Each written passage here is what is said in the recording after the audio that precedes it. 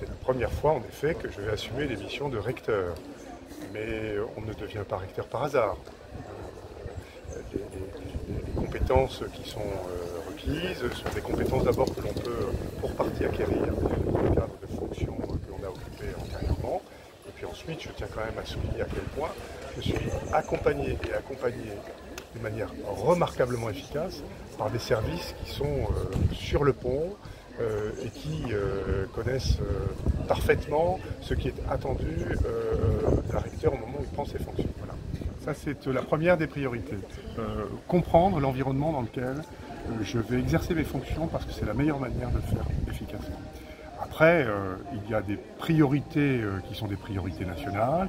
Et ces priorités nationales, le recteur doit faire en sorte de les mettre en œuvre. Lesquelles ? Puis, les priorités nationales sont celles qui sont liées, par exemple, à l'acquisition et au renforcement des compétences sur les savoirs fondamentaux. Voilà.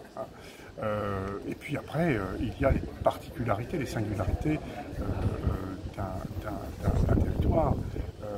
Et évidemment, je dois me montrer particulièrement attentif à la nécessité, par exemple, de favoriser le plurilinguisme.